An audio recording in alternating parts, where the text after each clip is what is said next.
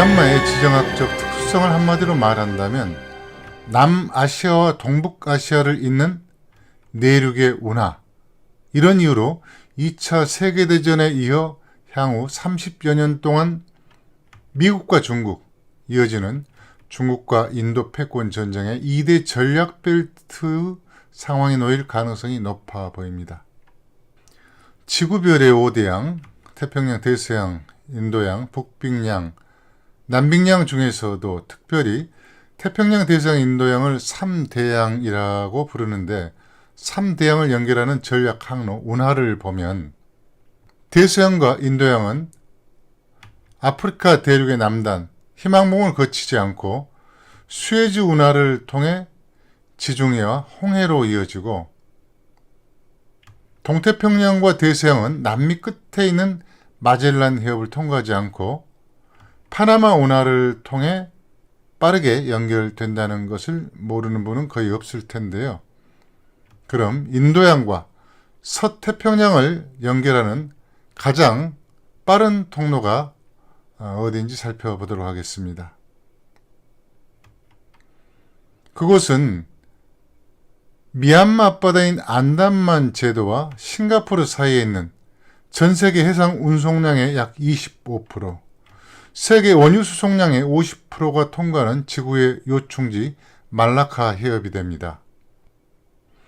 쿠웨이트시티에서 홍콩 또는 천진으로 가는 유조선이라면 스리랑카 옆을 통과해 벵골만에서 안담만 니코바르 제도를 지나 말라카 해협, 싱가포르를 통과해 남중국해로 진입을 하겠지요. 싱가포르 해협을 통과해 동북방향으로 약 1200km를 가면 언론에 자주 등장하는 남사군도 지역이 시작됩니다.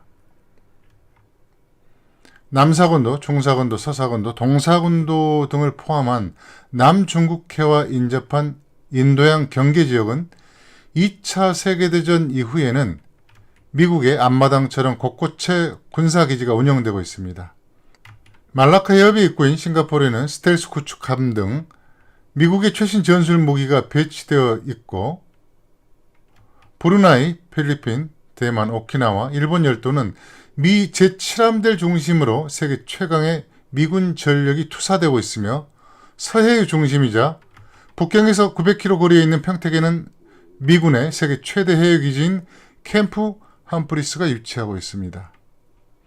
더욱 강화되고 있는 미국의 대중국 봉쇄 전략에 맞서 중국은 남사군도를 중심으로 군사기지를 건설하고 있고, 언론에는 대단히 위협적인 군사기지라고 소개하고 있지만 환초를 인공 구조물로 만든 상황이기 때문에 유사시 생존 전략은 극히 제한적일 것으로 추정되고, 중국 또한 이러한 점은 잘 알고 있을 것으로 추정됩니다. 참고로 중국 항공모함 전단이 미국 항공모함 전단과 실전을 치를 경우 거의 무용지물에 불과하다는 점은 군사적인 이해가 조금만 있는 분이라면 예측 가능한 내용이죠. 미국이 압도적으로 우위에 있는 군사력 차이를 극복하기 어렵다는 점을 잘 알고 있는 중국 지도부는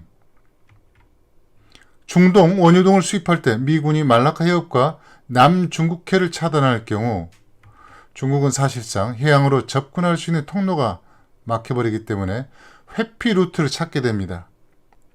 특히 적대적인 인도를 피하면서 취약점이 있는 우방국을 확보해야 하는데 미얀마와 파키스탄이 거기에 해당한다고 볼 수 있습니다.